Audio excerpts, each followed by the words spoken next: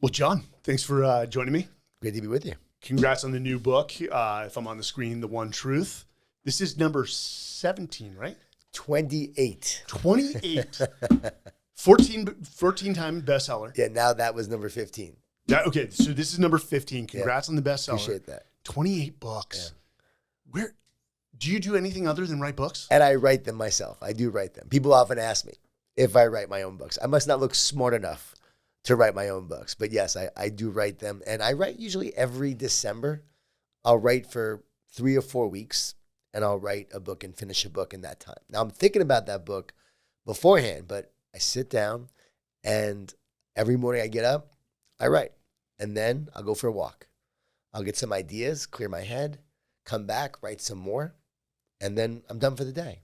At night, I basically go through what I wrote and then edit. And I'll get some new ideas. I'll write those down, get up the next morning, and start again. And before I know it, I have a book written. But I can't write a book unless there's something to say, unless I'm thinking about things.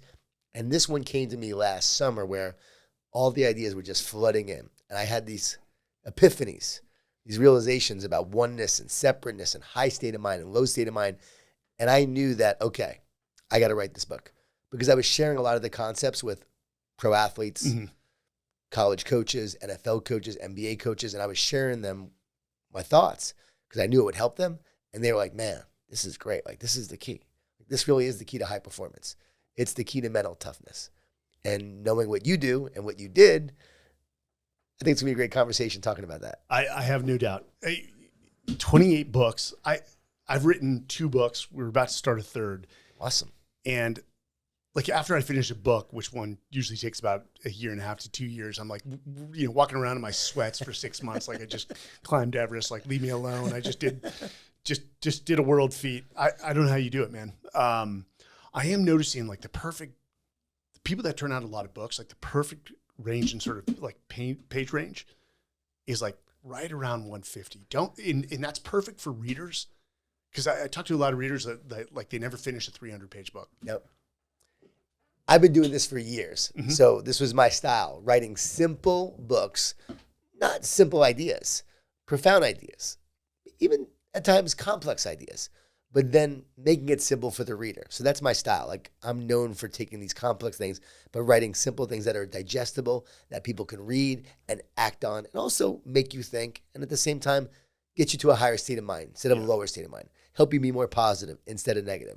So that was my style. So I was writing 130-page books, 30,000 words, 35,000 words, and that's been my style. And you know how many former athletes or people who don't read what they say to me? Like, I started reading your books, John. Yeah, and you got me into reading. So I started reading your books. Now I'm reading all these other people's books, which I love. I don't want you to just read my books. Read other people's books. Read your books. And as they start reading these simple books that they feel like, okay, after you read a book, you feel great. All right, I got done. I did it. So you read a simple book like mine, you read it, okay, boom. Now you're ready to take on the next one. You get some confidence. You feel good about having the fact that you just read a book. So you're right, 130, 150 pages. I've been doing this for years, and I'm seeing more and more people go to that lower count now, especially with social media. People are so busy today. People are so distracted. I worry that the younger generation isn't reading at all. Yeah. I worry about those people. Are they ever going to read? Or they're just consuming through audio. They're mostly consuming through audio. And I'm big on audiobooks. I think audiobooks are great. All my books are on audio. But at the same time, there's something about a physical book and reading it and digesting it. And this book. And highlighting. There's a lot of highlighting. There's a lot of diagrams. There's actually diagrams and pictures. That. Yes. And as you read it, you see these pictures of a cluttered mind and clarity. Once you see clutter and clarity, you don't get that in the audiobook. It makes so much more sense. A cluttered mind that has all these thoughts has a lower state of mind. A mind that has a lot of clarity, where you're one with the moment, being one with everything that's happening. You have such clarity in that moment. That's a lot less thought that's happening in that moment. So once you understand that, and you understand you have a higher state of mind with less thought, more clarity, guess what? It makes more sense. So the visual you get from that written book is key. So the younger generation, hey, start reading. Because I speak to a lot of college programs, and what's really cool, high school programs, a lot of high school athletes, a lot of coaches read my books. So they'll have the college and high school athletes read my books. So what's cool is that you get these high school kids that are reading. Many of their counterparts are not reading, but these kids are reading. So now they get older. I'm meeting guys that are 30-some years old that read my books when they were 18 and 19. Yes. And they're ahead of the game now because they've read these books, whereas some people in offices and corporations aren't even reading.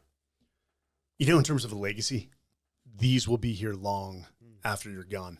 And that's pretty awesome. We just had on in fact, the Gold Star son of Dan Healy, Wow. who Dan Healy was killed on Operation Red Wings, you know, more popularized by Lone Survivor. Yep. And he was 15 when he lost his father. And he's like, yeah, the one thing I was like, he noticed about like his father and his SEAL teammates is that they were always reading. I'm like, always. One, there's a lot of sitting around in the military. Yeah. But You have time. guys were always reading. And I'm like, it was well understood that knowledge is power. And leaders are readers. Readers or mentorship through readership is what a good friend, Lisa Jaster, whose book is on the wall over there, Delete the Adjective, calls it. Mentorship through readership. Love that. 28 books.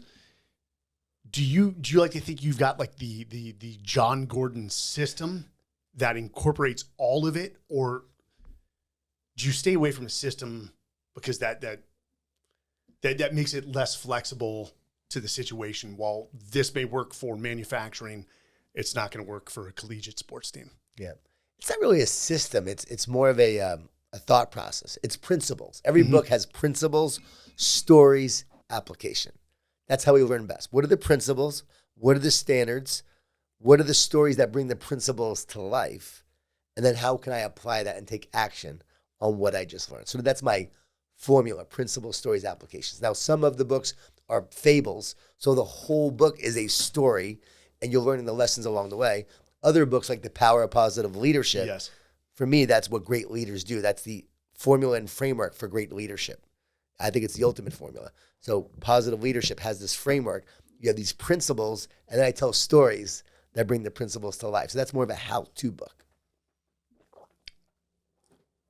What has been the evolution from book one to this one? Wow. I mean, what makes you say, you know what, I've got to do a 28th book and it's going to be on this? You're thinking different.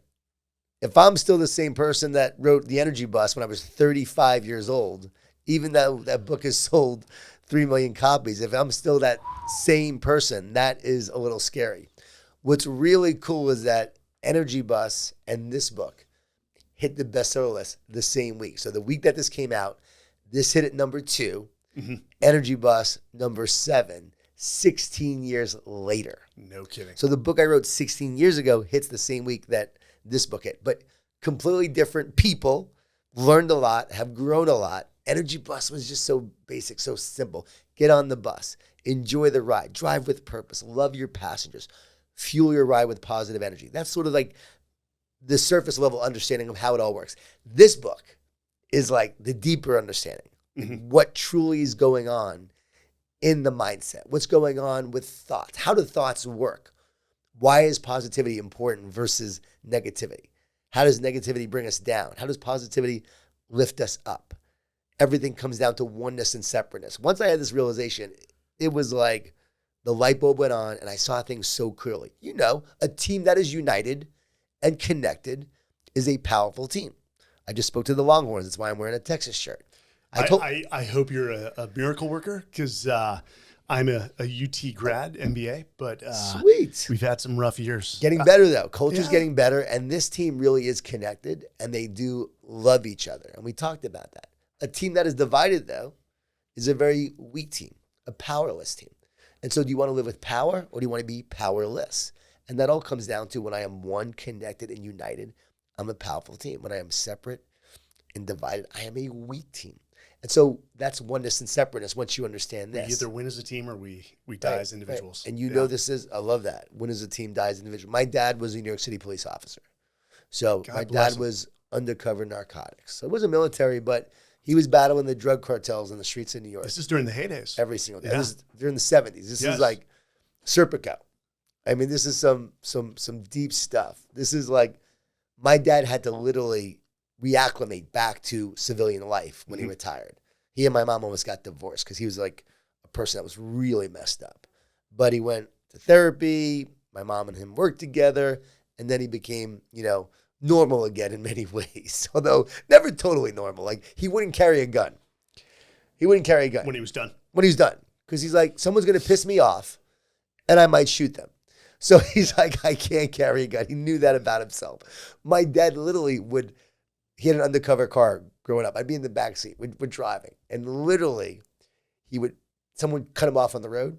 He'd put the siren on top of his car, like he had one of those sirens, and go after the guy, chase him down and pull him out of the car. Like, I'm watching this as a kid. Like, he was crazy. He was crazy. But great dad. All about loyalty. Mm-hmm. All about love. All about family. All about teamwork. Because that's what he dealt with every single day. Like, if he and his partner and his team were not united, connected, it meant maybe the difference between life and death. Because there were some days he was shot at. There were days that his life was in question. Like, he literally had a gun held to his head one time from a guy who was chasing that, was hiding him, looking for him. Gun goes to his head, trigger, it was pulled, but it misfired.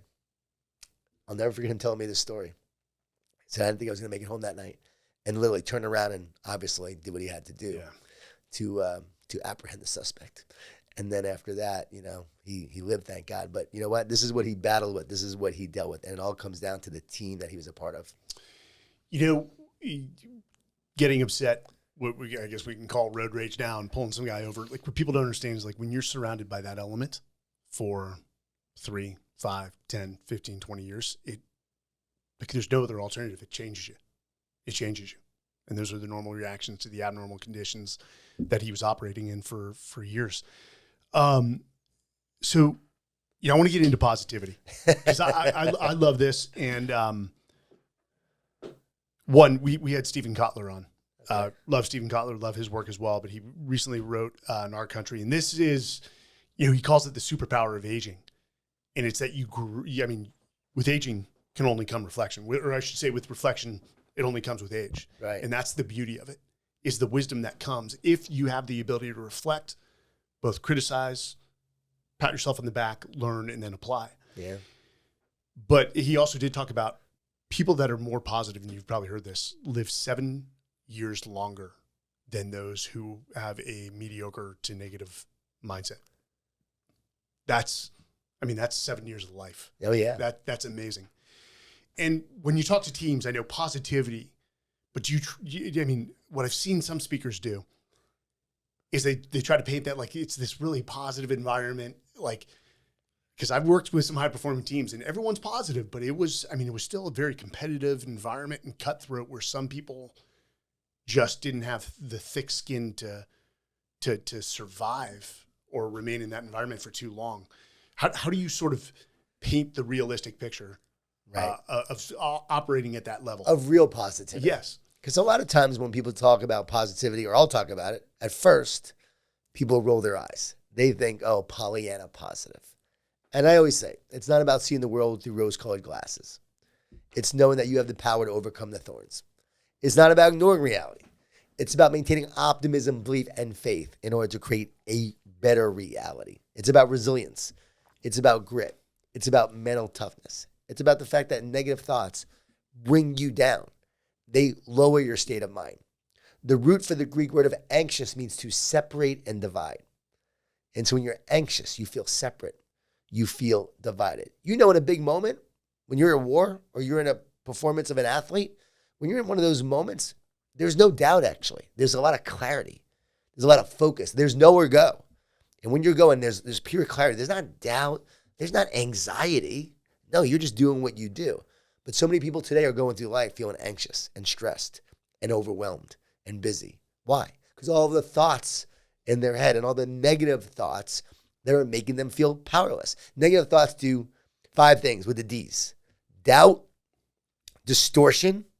Negative thoughts are lies that will tell you things about yourself and your future that just aren't true. Discouragement, distraction, and division. Mm-hmm. As I said, anxious means divided and separate. So we feel divided. Fear what? Divides. Negative thoughts separate you. They weaken you. What do positive thoughts do? Uplift you. They encourage you. They make you feel powerful. They allow you to take on challenges. And yes, the research is clear. They enhance our immune system, our health, our longevity. I say that positivity is the competitive advantage. It really is. Research from Duke University shows that optimists work harder, get paid more, and are more likely to succeed in business and sports. Yeah. What these researchers found was that these optimists, because they believed in a brighter, better future, they took the actions necessary to create it. It became a self-fulfilling prophecy. So when you're going through a challenge, you're going through adversity, you're going through setbacks, you're in the midst of all of it. What's going to get you through? Pessimism? Pessimism do not, let me say it again. Pessimists do not change the world. And pessimism will not change you or help you go forward except for a negative way. It's the optimists. It's the believers. The most famous words, well, not with that attitude. Right. We're not going to do that with. And I always say being positive, like, it doesn't just make you better. It makes everyone around you better. And it doesn't guarantee you'll succeed. It doesn't guarantee it. But being negative will guarantee that you won't. Mel Tucker, who's the coach of the Michigan State football team. Yeah, I know. Amazing coach. Okay.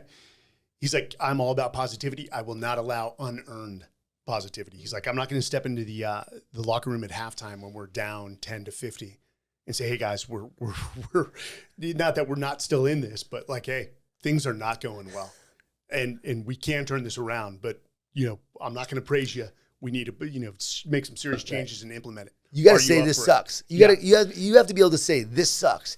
This isn't going well. Guess what? You're not living up to your potential. But positive leaders always do find a way forward.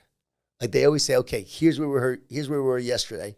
This is where we're going now. Yes, we had this setback and challenge, but here's where we're going now. So they address the situation. And I always say they're demanding, but not demeaning. I know that's a big, in the military, it used to be about demeaning. Yeah. No, great leaders are demanding, not demeaning. And love and accountability is actually the new way to lead today. It's love tough, not tough love. Love tough. So, when I speak with companies, this is, how did you lead in the military? And I say through love. And the highest form of compassion is accountability. Yep. And breaking down what accountability is and the positive side of accountability, if you have set from the onboarding phase why this is a culture of accountability, yep, and it's not to denigrate anyone's, but it's actually a mechanism to improve performance across the board. People that implement positivity on a transactional level, it's pretty interesting because when hardship hits, you pull them aside and you say, now, at what point did you think positivity was going to insulate you from hard times? Right. It helps you to prepare you to respond in a healthy way. Through the hard times. Through the hard times. To what degree does positivity and negativity correlate with fixed versus growth mindset? Well, negativity causes you to view the world and situations through a narrow lens. And positivity and optimism gives you a broader lens. So you see solutions, whereas with negativity, you focus more on the problems. And so in great cultures, we focus on our opportunities. We focus on how we're growing. We're not failing, but we're becoming.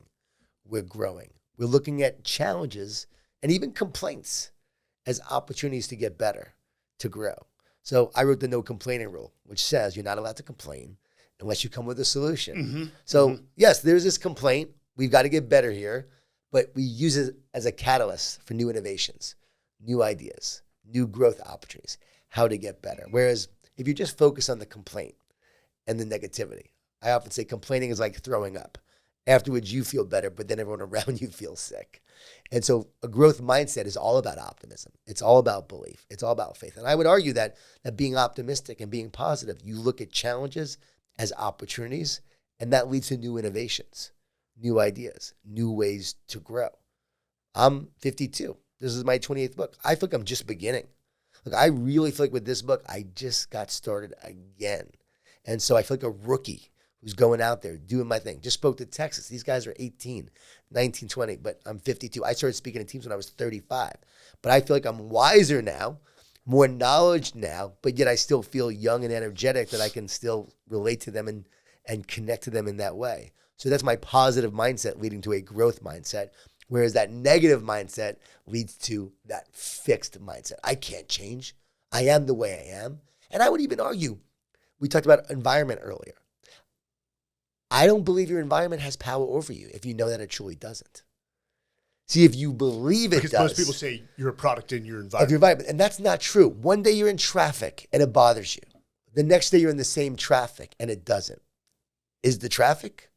One day you're in a battle and fear sets in and you get affected and it brings you down, or something afterwards. PTSD. People come home from the war, 8 to 20% have PTSD. They say it's 8%, but it's more like 20 because it goes unreported. So people come back. Other people might go through the same exact battle, the same situation, and not have PTSD. Was it the environment? Was it the battle that caused the PTSD? The pandemic happened. People blame the pandemic for the way they are. Was it the pandemic? No, because some people thrived in the pandemic and other people struggled during the pandemic. If it was the pandemic, everyone would respond the same way. If it was the war, everyone would respond the same way. When there's trauma, and people do experience trauma in their lives, some people respond from the trauma and use it for good and say, you know what, I'm going to go change the world now because of what I went through. Other people allow it to cause them to go into a dark depression, a dark hole, and they retreat from life. So what's the difference? It's our state of mind. That's what this book is all about. State of mind is low, circumstance happens, and it bothers you. You think this circumstance has power over you when your state of mind is low. You have power over the way you respond. When your state of mind is high, you go, you know what? This circumstance does not have power over me. No, I have power over this circumstance. And guess what? No matter what has happened, I can rise above it. I can move forward. I know that I'm in a low state of mind when I'm allowing my environment and my situation to affect me. And I know that I have to look at it myself and say, you know what? It's not that situation. It's you, John. It looks like it is, but it's you. The other day I'm walking in LA, talking on the phone, and a truck comes by and it is really noisy. Interrupted my conversation. I start yelling at the truck. I laughed at myself. Did you just yell at this truck? What are you doing? It wasn't the truck. We all have those moments. Right. As long as you can recognize it. Oh, I laughed. I'm being Karen right now. I laughed. Right. And I was in a lower state of mind. So once you see this, oh, no, it's not the circumstance. It looks like it is, but it's not. Because you know why? We always create from the inside out. Once you realize that your spirit, your soul, your passion, your work ethic, your drive, your essence of who you are, we always create from the essence outward, not outside in, inside out. So the power is always on the inside. That's how a group of individuals can come together and change the world, because they do it from inside them. The anxiety piece that you talked about, this is what I love. So again, I want to be careful. One, I was comfortable on the battlefield because I was also surrounded by 40 just lions. Right. Lions. Yeah. And I was a glorified comms guy as a SEAL officer. That was my number one weapon. And I was proud to own it. I loved it. Right. It doesn't mean I didn't get my time on the trigger. I got a lot of time on the trigger. But I never had anxiety. And times got pretty damn hard. We were in some bad situations. And you'd always just see the guys smirk and humor and positivity and mindset. We get through it. You separate me from my tribe. I lose that support network. I'm driving down the road here in Austin. I'm embarrassed. I'm blanking on what highway it was. It was the 360. And I call my wife and I'm like, I can't breathe. I'm getting tunnel vision. Yeah. She's like, pull the car over. I'm like, I don't know what's going on. Anxiety. Yeah. First time I've ever had anxiety in my life at the age of 40. But I did realize this. You talk about division or feeling separated. I felt separated from my tribe. I no longer had that support mechanism. And now I'm in a profession. On the battlefield, I was very confident in my skills, but not overly confident in that the enemy got a vote and everything. And so it was a tit for tat and a challenge of many facets. But stepping into the business world, and the NBA just armed me enough to be dangerous enough to sink a company. I'm like, you know what? I'm not a master of this profession. In essence, I don't know what I'm doing. I'm still in the phase of trying things out and seeing what works, despite this formula that I learned in the MBA program. And it's been an eye opener for me from a growth level of, I'm starting over again as 40. Yep. And it hurts. You also bring up the mindset, and you brought up PTSD, and it's always a touchy subject. It is. I get people all the time that will debate me on that and want to bring up all these different things. You don't know. It's just like, no, I don't. But I do know. And I do know that we all go through really hard times and really, really difficult experiences. And I know that you went through something much more horrific than I would ever go through or have gone through, at least at this point in my life. But I've also dealt with different things in my life that has been traumatic. And it's hard to give a level of trauma, because some people have some trauma that literally will ruin their life, and other people could go through something that was much harder, and you would think, wow, this person never went through anything. Because again, It's our state of mind. It's our level of consciousness. It's how we look at the events in our life, how we perceive them, how we ingrain them, how they become a part of who we are. And also, again, they become a part of our energy field.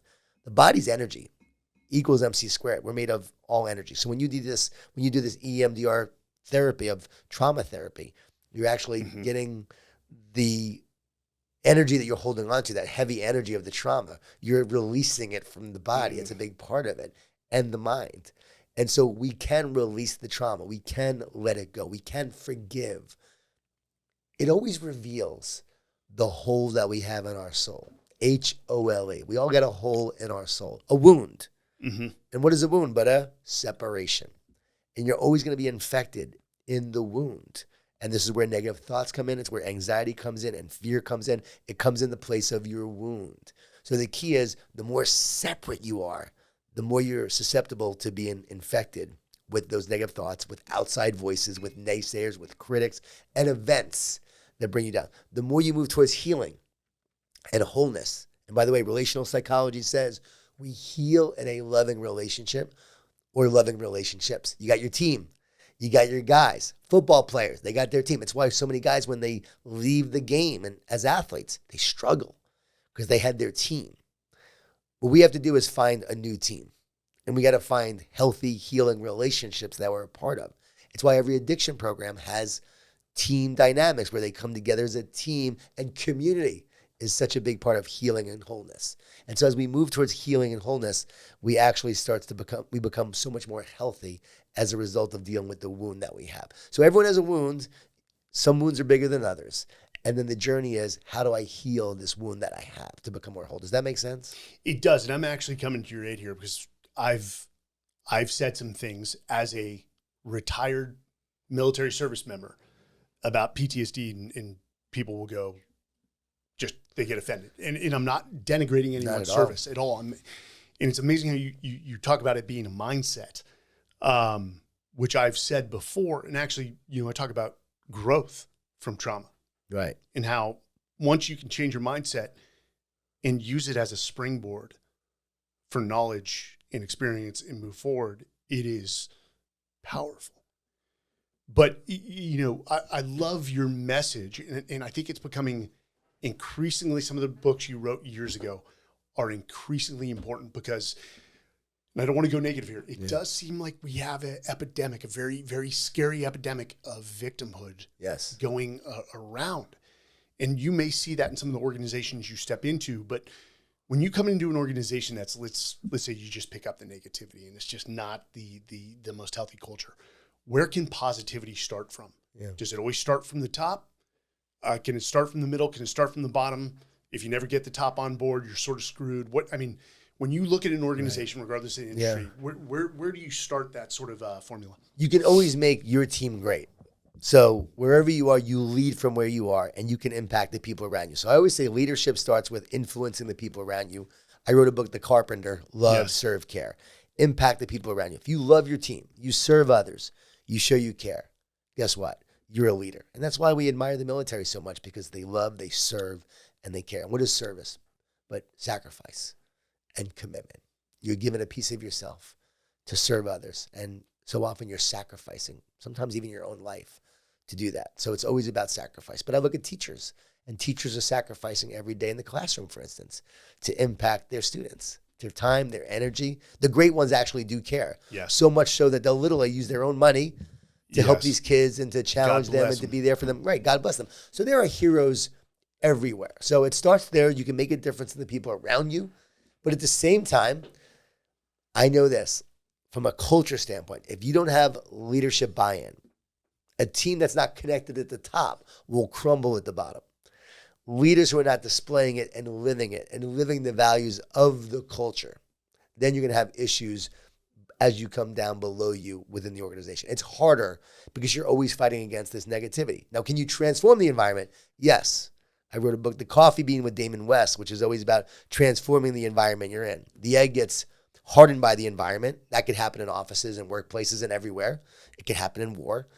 It can happen in environments where you become like a carrot, where you get fearful, anxious, worried, and stressed. We don't want to be the carrot or the egg. We want to be the coffee bean. Take that coffee bean, you put that into boiling hot water, it transforms the water into coffee. So it transforms the environment that's in. So leadership is knowing that you have the power within you to transform your environment outside of you. And you can do that at every level. But as you do it at the top, as you know, and you have great leadership at the top, that displays and models it. Then it's so much easier for everyone else. Observational to learning, live that way. behavioral modeling. Yes. The greatest form of leadership development. Let me show you how it's done, Yep. and you emulate. It's Yep. do as I say, not as I, or do as I say, do as I do. Can we go back to PTSD for a second? Because I know that you'll have a lot of listeners who probably think about that and talk about that. And PTSD is not it's not bucketed to veterans. That Right. could be a banker who drives down the road and sees a car accident with a child that's been mutilated, and that's life changing. Yeah, I could see my mom die at 59 years old. I could have PTSD from that, or my dad dying, at 74, just in the hospital on a ventilator. You can be affected by that. And just to use an example, I'm trying to the Euphoria, which is a TV show. You know what I'm talking Euphoria on HBO. It's relatively new show, but one of the lead characters plays a drug dealer. Great actor, 25, lost his father 3 weeks ago, just committed suicide. Wow. That is tragic. The trauma he must have been going through. I mean, they must have been close to the point where he feels he couldn't move on, but sorry. So I was talking to a veteran the other day, and he was driving me in an Uber in Las Vegas, and he was a veteran and was struggling with PTSD. So we had a great conversation. And I asked him, do your negative thoughts come from you? He's like, yeah, they're in my head. I said, if you believe that, who would ever choose to have a negative thought? Would you ever choose a negative thought? He's like, no. I said, negative thoughts are always coming in. I've asked neuroscientists, have you ever found a thought inside of a brain? No, they haven't. Thoughts exist in consciousness. They actually come from the soul and the mind, which is, again, our spirit, our soul. The brain is the hardware. It's where the activation of the thought happens. So right now we're making sense of this world through our thoughts, firing synapses that is allowing us to perceive this energetic reality through vibrations, wavelengths, and frequencies. This blows people's mind when you really think about it. What are you? You're an energetic being. You're more of a thought being than you are a physical being. You actually become what you think about. So negative thoughts are always coming in. When you've had PTSD and you've had situations and traumas and so forth, the negative thoughts flood in a lot of ways, and they start to take over. So what I said to him was, your negative thoughts are not coming from you. You don't have to believe the lies that they tell. I said, do they accuse you? Do they attack you? Did they bombard you? He said, all the time. Makes me want to give up. I said, don't give up. Don't give up. Once he understood his negative thoughts were not coming from him, he stopped feeling guilt and shame. He stopped thinking he was broken. So often we think something's wrong with us. Because they're told they're broken. Exactly. The medical model and the psychological model is you're broken, there's something wrong with you, and something needs to be fixed. No, you're not broken. There's nothing wrong with you. You just have all these thoughts that are lowering your state of mind, that are causing anxiety and separating you and dividing you. Do you know that all mental health disorders move from oneness to separateness? This is what the One Truth's all about. Oneness to separateness. When you are dealing with a mental health disorder, you feel alone and isolated and disconnected and separate. Think about that. Get that person to now move towards wholeness and healing and connection to themselves, to others, and spiritually. See, we win the battle by being one, not separate. Because if you can be divided, you can be conquered. When you're one, you are powerful and strong. So this is what's going on. So I explained to him, this is what's going on in your mind, in your head, and these negative thoughts are separating you and dividing you and making you feel powerless, make you feel like you're broken, something's wrong with you, and nothing is wrong with you. Nothing is broken. And man, this guy said, wow, like where else can I listen to this? So I sent him a copy of The One Truth, told him to listen to the podcast, Positive You, just had this conversation. I've done this now with teenagers who are suicidal. I've done it with all these people who are struggling. And it literally in one talk, it helps turn them around. Because what's happening is these guys are coming back, PTSD, and they have it. And again, it's very real. I'm not saying it's not real what they've been through. But as we start to understand what's happening in our mind, we can then win the battle of our mind. And you got to realize that you won the battle on the field. You won it out there. Now you got to start winning the battle of your mind day in and day out. And I'm giving people the tools to do that. And it's not by saying you're broken. It's by saying you're whole. It's by saying, let me teach you how to elevate your state of mind so you start thinking at a higher level. And you tune You start to tune, because the brain's an antenna, by the way, that's a whole other conversation. You tune into the positive instead of the negative. The mind is so one. If you look at it physically from the brain, we're just scraping the surface of what we know about the brain. Especially with brain trauma, with the NFL and soldiers coming back with TBI. But what I did learn during my time is that the mind will break long or well before the body. If you're weak-minded, if you're fixed-minded, it's going to break long before your body. But the amazing thing is, like, if you are so growth-minded, if you are so positive, if you have just ultimate grit and resilience and that push, drive to move forward, you will keep moving forward, and your body will break before your mind does. And that power right there is, I think it's the secret to life. Oh, it's all the mind. It's the key to life. And we have to go back first and foremost and talk about, okay, there's the brain and then there's the mind. Different. People often associate as the same. No, there's the brain and there's the mind and the soul. And the soul and mind are part of you. Psychology comes from the word psyche, which means soul. Psychology was actually supposed to be about the soul. We've now made it all about the brain. I'm telling you, this is revolutionary. This is going to, I truly believe, transform mental health and sports psychology and the understanding of how our brain and mind work and our thoughts and how our thoughts and brain are connected. So we know how brain health is really important. Like, you come back from having a traumatic brain injury, you struggle more with depression, have a lot of negative thoughts. I had a good friend who was like the most positive guy ever, and he had a traumatic brain injury, and he said he started having all these negative thoughts. When you have a healthy brain, you have a lot more positive thoughts. So why are brain health and depression connected? Why is mental health and brain health connected? We never say, oh, man, he has a mental health disorder. He has too many positive thoughts. Why do we have more negative thoughts when we have actually issues with our brain? It's because the brain is an antenna. Not like an antenna, it's literally an antenna. And it's tuning into the positive frequency or the negative frequency on a daily basis. Negative thoughts and positive thoughts. And again, remember, the thoughts are activated in the brain, but they're not coming from the brain. This is transformative because everyone right now, neuroscientists, they're all looking at thoughts in the brain. But I said, have you found thoughts inside of the brain? No, we haven't, John. No one has yet to find a thought inside of a brain. It's activated, right? So once you understand this, right, it's an antenna. When the antenna is damaged and affected, it makes sense that it starts to tune into more negative thoughts. And then you start to go down that downward spiral. So more negative thoughts are coming in. Those negative thoughts now literally affect the antenna even more, and it gets worse and worse and worse. What happens when you start tuning into more positive thoughts?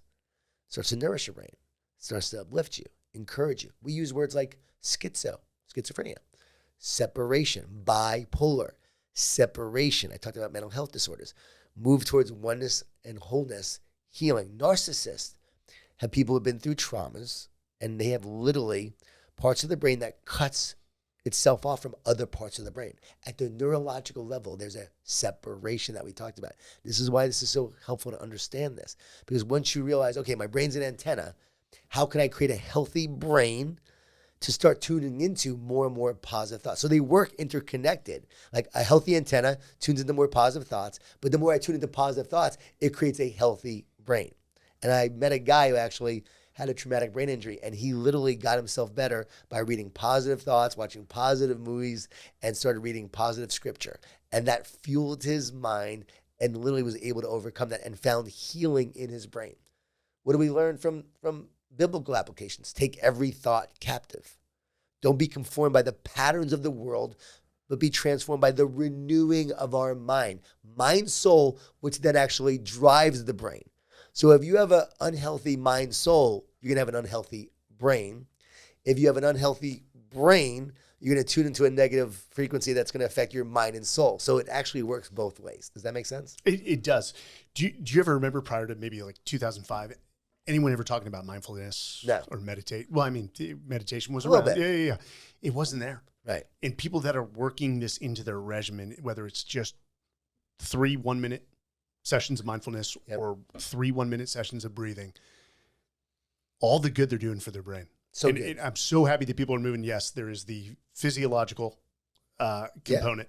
And immune system and, Yes. and cardiovascular system and muscular system. But now people are moving towards the brain. You're seeing a lot more people de-stress, Yep. de-anxiety, and just take a healthier outlook just from these 1 to 5 minute drills. It's amazing. Why does mindfulness and meditation work? It's because you're slowing down, you're breathing, and also less clutter, less thought, more clarity, higher state of mind. The brain will now start to tune into a higher frequency, higher level of thinking. And as a result of that, you start to actually receive more of these downloads, ideas, wisdom, energy. You actually feel lighter and freer after you're doing that. See, we haven't even begun to touch the surface, No. as you said earlier. No. I asked a neurotheologist. He's like the top researcher. Neurotheologist. Yep. I love this. Yep. Where do you get that Professor from, first Newberg. off? Professor Newberg. Newberg. Yeah, Professor Newberg. Check him out. He's a professor of neurotheology doing all this research on neurotheology. How does mindfulness, meditation, prayer affect the actual brain? And they actually have this great research of like what gets shut off, what gets turned on from different applications of what you're doing. And it makes sense. Like when you're praying, the part of the brain that actually has a sense of self actually gets minimized. So you actually almost lose yourself in a greater connection and a greater power. See, I'm convinced the brain is just the hardware and it's the processor. And it's the mind and soul that's actually using the brain to create the reality that we experience. I don't want to get too biblical, but Romans 8:5-6 sums it up. A mind governed by the flesh leads to death. A mind governed by the spirit leads to life and peace. Am I tuning into the spirit or things of the flesh and dysfunction? Were they talking about STDs there? Well, on the flesh side, you know what? I lived a life of tuning into the flesh. I've lived that life, man, and almost destroy your life and your marriage. I was negative. I was miserable. I was focusing on success. I was focusing on wealth and wanted to create it. And guess what? My wife almost left me because I was so focused on the things of this world, right? Things around me, what people say, expectations, all of that. Now, my mind is governed by the spirit, love, joy, purpose, peace, power. And as a result of that power in a good way, right? A greater power, a connection. Power to impact. All addiction programs believe in a higher power. Of course. The more you connected to that, higher power, there's a greater strength. If you're by yourself alone, that's when you get more anxious because you're separate and divided. The more you're connected in one to that higher power, connected to your creator, you become so much more powerful. So it's amazing how you can actually see this play out day in, day out with people, with teams, with individuals. And that was my talk to the team today, actually, to Texas. It was like, you're tuning every day to a negative or a positive. The more you tune into the positive, and everyone on the team does that, guess what? You'll operate at a higher level and be more connected together. So guess what? Quarterback and receiver, 30 yards away, boom, boom, boom. When you guys are connected, it's like handing off the ball. It's that simple. It's like you can be 30 yards away and yet you feel like you're right next to the person. You're not even dropping the pass. Why? You're so connected. And yet when you're disconnected, trying to do a handoff, you fumble because two guys are in a low state of mind, not on the same page. They're not one. And then all of a sudden you get a fumble as a result of that. So the more connected you are, you become stronger. I talked to the guys about being linemen. All right, you guys are like massive linemen. When you guys are connected to each other and one line, a wall, can anybody beat you? Can anyone get by you? No, only when you are divided and disconnected. You brought up a great point, and it may be where I'm at in the cycle of my life. I'm relatively new to the private sector. I've got multiple startups that we're running at once. Wow. I've never taken a dime of funding from anyone because I just don't want to. I've heard horror stories bringing in investors, but this is a conversation between my wife and I, and it's just so timely that you brought it up. Is that I do believe in all the things, in letting my bride know, just like my kids, that she's the center of my earth, that it's not about me, that it's about them and my kids, and to let my kids see me treat my wife as she should be treated, and love and all these things. But I'm also so focused on the success and building these companies that I lose sight. What was it? Was it an event where you hit rock bottom, or where your wife said, hey, you need to change or I'm leaving? My wife actually said, if you don't change, we're over. She said, I love you, but I'm not going to spend my life with someone who makes me so miserable. You need to change. And she was going to leave, but thankfully she didn't. I agreed to change, and that began this journey of doing this work. I started to research ways I could be more positive during the emerging field of positive psychology. So as I started to research these ideas, I started to practice them. Way back when in 2002, I started a weekly positive tip and would send out these newsletters about what I was doing and sharing them with people. I had 5 subscribers, my mother, my brother, best friend from school, but people started to share it. And that's what led me to do this work that I do now. How many do you have now? Over like 400,000. What do you say to somebody who's starting out right now? Just do the work. Show up, do the work, make a difference, know what you want to share, how you want to share it, why you want to share it. And every day you show up and you just start loving, serving, and caring, wanting to make a difference. Over time, you will exponentially grow. More and more people will follow you. And going back to the business, you got to invest in the root. If you invest in the root, you'll get great fruit. Focus on the fruit of the tree, the outcome. Which is usually people, right? Success. Well, success, outcome, money. People actually, I believe, are part of the root. If I focus on the root of my culture, expect to win with your people, but don't worry about the expectations of the naysayers and others. So I'm not going to worry about people who have no control or not involved. Yeah. Easier said than done, but that's the biggest problem is so many people look outside instead of inside. And again, one truth, the more you look outside, the more separate you feel, the weaker you feel. When I focus on social media, I actually leave feeling horrible, comparing myself to others. I should be able to say, no, they're in their path. They're in their journey. My journey is different. I'm going to look to me inside and focus on my purpose, my path, the work that I'm here to do and the difference I'm here to make. And guess what? It's easy to lose our way. And I have in the past. There are times when that has happened to me. Oh, we all do. My son came home from college. Hey, Dad, following this guy, Gary Vee. He's got like 7 million followers. How many do you have? Thanks, Dad. Thanks, Cole, actually. You know, and I said that. I looked at my numbers. Oh, I have about 80,000 at the time. Felt like a complete failure.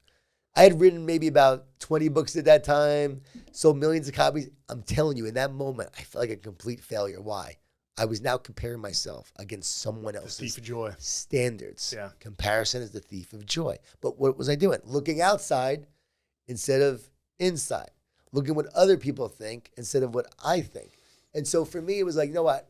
My wife matters. My kids matter, as you said. Investing in them. If you are a failure at home, but your success at work, you're still a failure. We've got to be a success at home. And when we are stronger and better at home, and we have a great family and a great culture, that allows us to actually succeed more in our work. When I took some time off to take care of my family because my wife was struggling and my kids were struggling, I didn't want to come off the road. I was at the peak of my career at that time. Yes. The peak. And my wife said, I need your help. I'm like, what are you talking about? I need your help. Everyone's crumbling around here and you're out there doing your thing. Yeah. Honey, I've worked my whole life for this moment, to do this work, to be in this position. And now you're saying you want me to come off the road? Yes, we need you. You need to be here at home. So you know what I did? I told her, I'll come home and do your job. Not a good thing to say that, but I said it. Just like telling a woman you need to calm down. Yeah, she said, come home and do my job, crying. So at that moment, I was broken. There's nothing I could say. She didn't even want to fight. And I realized how stupid that was, how wrong that was. So I get home. I stopped speaking at all these different events. I was doing about 12 to 15 a month. Now I'm doing 2 to 3. So now I'm home and I'm just doing 2 or 3. And I'm with my family. And man, it was a struggle. Yeah. Because they were messed up. I wanted a different team. They were so messed up. I wanted a new family. My wife's like, okay, we are messed up. By the end of the year of serving and being there and investing in them and not doing all those engagements, I became a better leader. I became a better husband. I became a better person. Every book I have written ever since that time has been a Wall Street Journal bestseller. Ever since. Yep. What I realized was I didn't need a different team. I need to become a better leader. As I became a better leader, my team improved. And that made all the difference. And I realized you can be both. You can be a success at work and home. And you don't have to choose. There's a season for everything. So there are going to be seasons when I'm spending more time at work building the company. But I've got to take time and find rhythm, not balance. I don't believe in balance. If you're pursuing something you're passionate about, there is no balance. but there's rhythm. Okay, because I'm a driver. I'm a hard worker. My success has become because I have worked my butt off, and I still do to this day. This month, I'm doing like 20 events in August. I'm hardly home in August, but I'm out there doing it. Why? It's a calling. It's a mission. And it's just the way I'm wired. So I'm going to do it. I'm driving. But at the same time, I know why I'm doing it. I know my mission. I know my purpose. And I know ultimately at the end of the day that it's not about the fruit, it's about the root. And if I focus on the things that are right and what's good, and I do that, I have rhythm, and the rhythm says, okay, I'm working hard, but in September, the first week, we're going to take time off. And we're going to hang out together, and we're going to enjoy each other, and we're going to relax, and we're going to spend that time together. Okay. There's a moment and there's time to now come back, recover, recharge, and then go out and do it again. So there's a season for everything, and finding that rhythm is key, but knowing along the way that you got to put first things first. Yeah. There's a lot of work I got to put in that arena. And I think it's also, we're in startup phase, and it's constantly, it seems like that baby constantly needs to be fed. Yep. And my wife is, she breaks down and she's like, I'm proud of you. You've taken on a lot, and just keep going. But, a lot of what you talk about positivity is, I've come to the realization that, like, I would not be a good Rambo. I'd be the guy who tries to be Rambo, and I'm like killed within the first 5 minutes of the movie, and it's just like end credits or roll credits. The power of the tribe. Yes. And positivity is absolutely correlated, undeniably correlated by who you surround yourself with. It's the glue. It's the glue that keeps people together. You have to have that positivity glue, whereas negativity will divide people in a team, but you're around a great team. You have this positivity that you're feeding each other. Again, you are contagious. So big part of my book, The Energy Bus, is no energy vampires allowed. Mm-hmm. Gandhi said, I will not let anyone walk through my mind with their dirty feet. And so individually and collectively, we can't allow anyone to walk through our team and our mind with their dirty feet. And we got to be more positive than we are negative. So you're right. In terms of like when we're dealing with the tribe and the people around us, yes, they infuse us, they energize us, they encourage us. We're not meant to be lone rangers. Resilience, if you study resilience, people think it's this Lone Ranger mentality that makes you resilient. You're actually stronger in a tribe, and stronger when you have your team, stronger when you're connected to others. So who are you surrounding yourself with? But I also believe that there are times where that person in your tribe may not be infusing you with positivity, but you're meant to infuse them. Because if we're always surrounding ourselves with positive people, what about the negative people that need our help? What about the people that need our coaching and our guidance and our wisdom? It's like everyone says, get rid of the haters, get rid of the naysayers, get rid of the energy vampires, get rid of the negative people from your life. Okay, that would mean you're getting rid of about 90% of the people on the planet, because only 10% are really vibrating to a positive frequency, 10 to 20%. Guess what? Those negative people need us. They need this. They need to understand that they can actually uplift their state of mind. They don't have to be a victim. They can learn to be a victor. They can learn to be an overcomer, to overcome their situation. They're not a victim of their circumstance. They need to realize the power they have within them to overcome their circumstance. So they need people like us to teach them that, to be there for them, and most of all, to love them and support them and encourage them along the way. The word encourage means to put courage into. So when you're encouraging others, you put courage into them. And when you encourage yourself, you're putting courage into ourselves. So my son goes quite towards the negative, right? He has struggled in many ways with that. So I've always had to encourage him. So should I say, well, I'm only going to surround myself with positive people? Son, if you're not positive, you're not going to be around me. No, I got to encourage him along the way. And I got friends that are sometimes negative and down.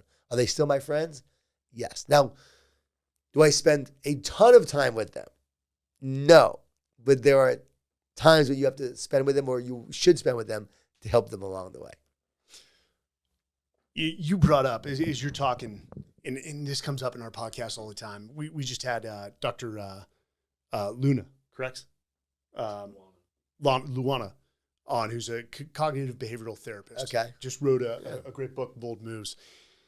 And what I would pay for you to like just teach our grammar school kids to get on one like televised, just 1 hour lesson. How come we're not teaching? We need to not insulating, preparing these future leaders to come with a different mindset, to come with a different skill set. Yes, reading, comprehension, math, that's all important. But the ability to approach anything with a positive mindset, like how the world would change if we were giving them these skills. I'm talking to some services that are actually in thousands of schools around Texas that actually do something like this, that have a curriculum that's video-based. It's like a TV service where we might do something like this, because I agree. You're onto something with that. We need to teach kids what's going on. It's one of the reasons why I wrote this book. I also wrote The Garden, which is for kids, and it really is about teaching them about mindset and the battle of their mind. And that's where it all begins. It's where it all ends.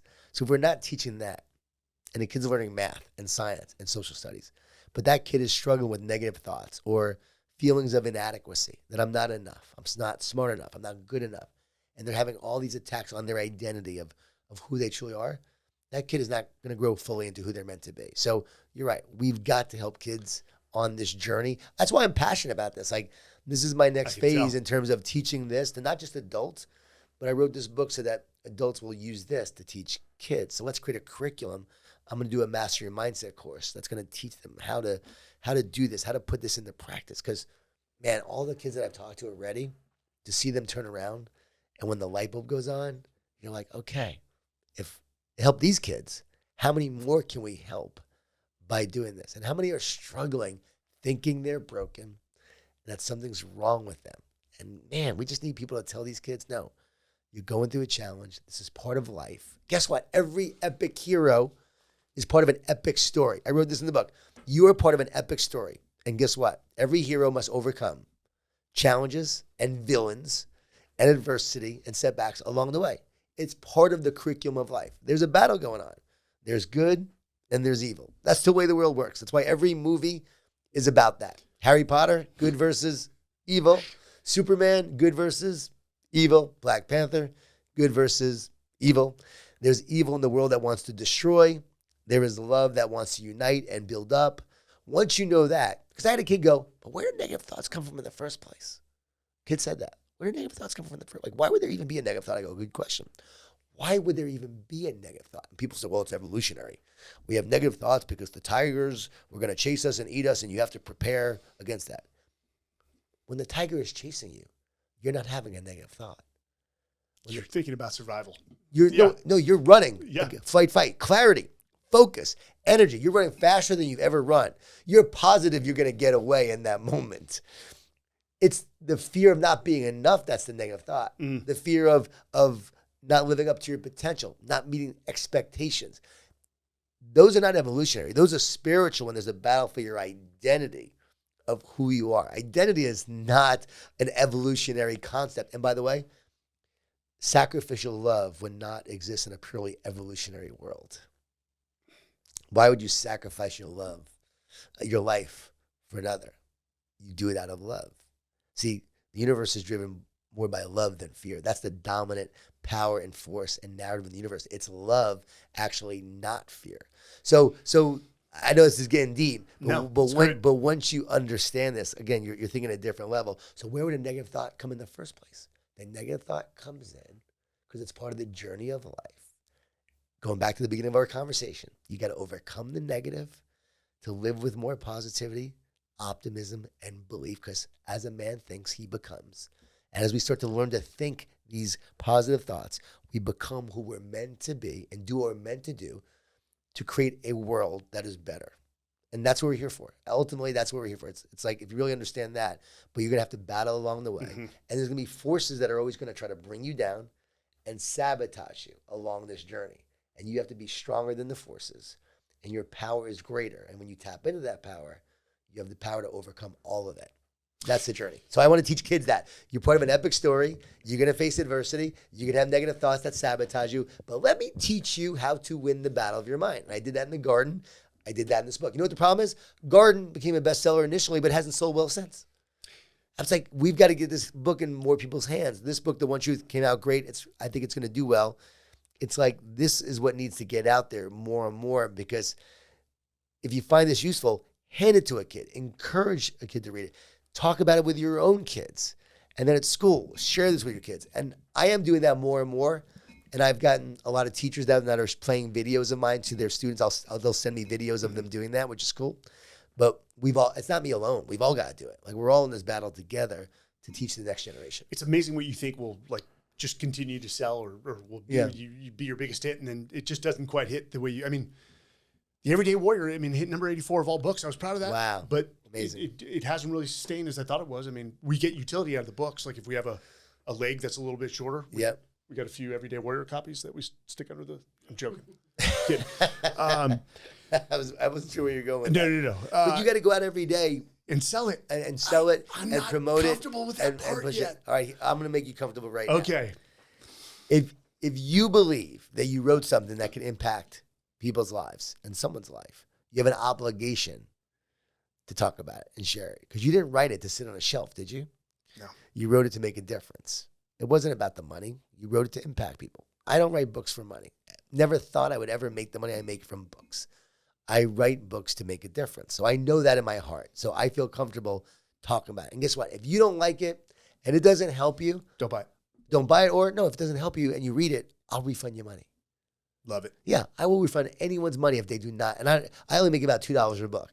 Mm-hmm. So the $24 you paid for the book, I'll refund it if you don't like it and buy it back from you. Because I make about $2 a book. The publisher makes the rest. Yes. That's the problem of being published in essence. It's not a problem, but people think as an author, you're making all the money off your books. Well, you donate books. I get millions of requests to donate books. I go, I do not publish the books, make the books, or sell the books.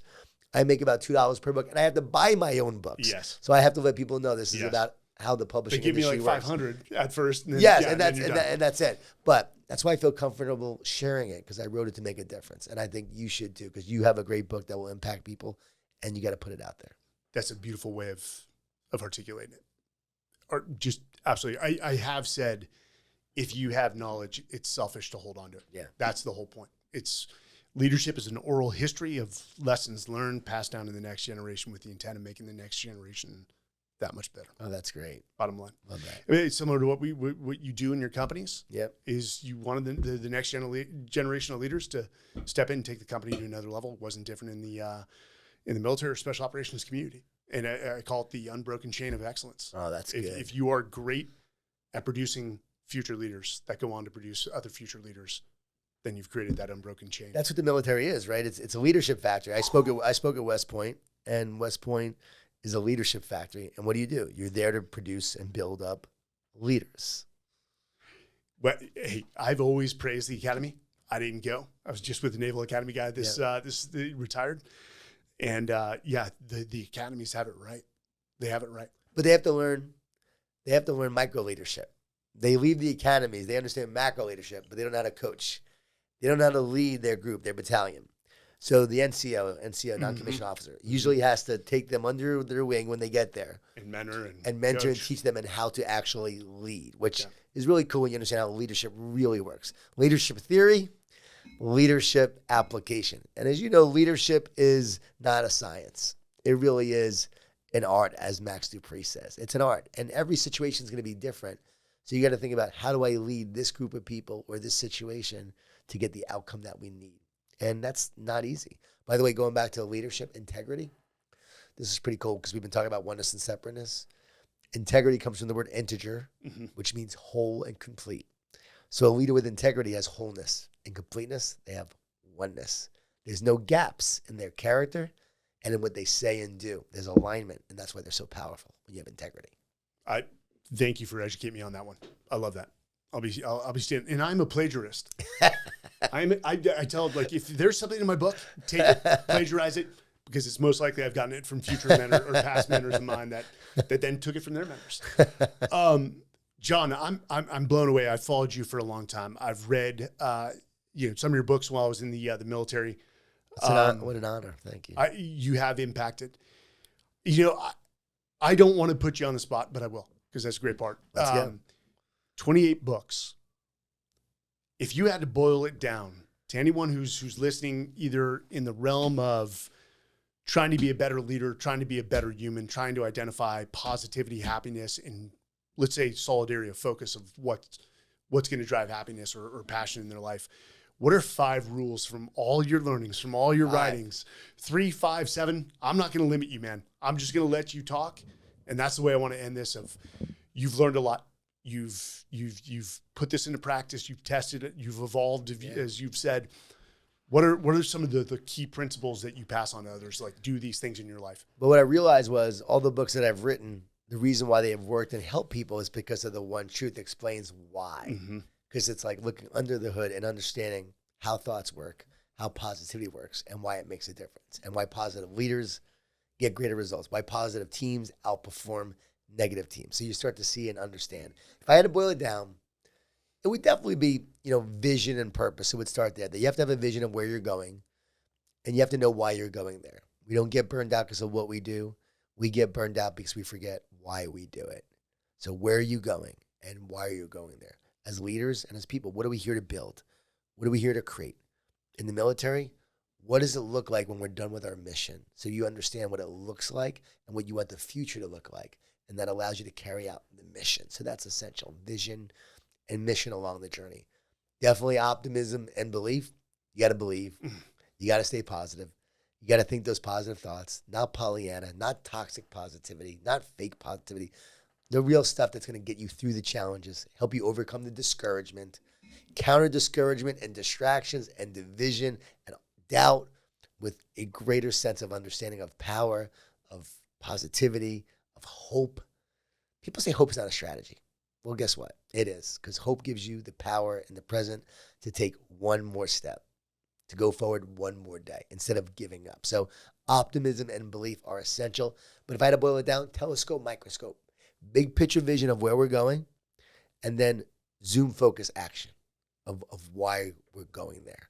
And then also, what am I going to do today to get there? And then the positivity to help me take that action one more day. So they all combine together. A lot of my thoughts and beliefs and principles combine together. So that's essential. And then you got to overcome negativity. If I boil all my books down to a central theme, it's the fact that you've got to overcome negativity, that your positivity must be greater than all the negativity. Optimism is a competitive advantage. Staying positive and being more positive than the negativity you face is an essential part of life in every aspect. Leadership, teamwork, entrepreneurism, overcoming the adversity along the way and the setbacks, that is essential. So how will I overcome negativity and make sure negativity doesn't sabotage me, my relationships, or my team? Because there's always a force that's trying to divide you and separate you from others and your relationships. When I talk to guys, I'm like, okay, guys, aren't there moments where like you and your girlfriend, your wife are just like fighting and you're like, why are we even fighting? Like all these circumstances are coming up and it just seems to happen. And next thing you know, it leads to this argument, which leads to division. And now you're sleeping on the couch and it just gets really bad. I'm speaking from experience, So we've been there and you can just see how it's always trying to divide. Negativity divides.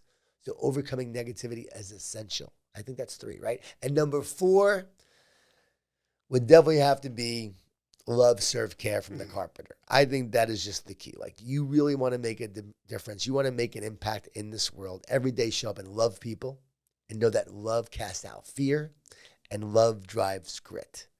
So when I'm focusing on love, I'm so much more powerful. Pavarotti, the famous opera singer, he said, everybody wants the audience to love them, but I love the audience. I love the audience. Guess what? I'm going to focus on loving life, loving the competition, loving the battle, loving the moment, and loving others. And when I'm focusing on love, I'm so much more powerful than fear. Serving. I'm going to serve and I'm going to sacrifice and I'm going to commit. When it's about we, not me, then guess what? Me improves. It's amazing. The more I help others improve, I improve. The more I help others grow, I grow. So we always think it's about, I got to focus on myself to be great.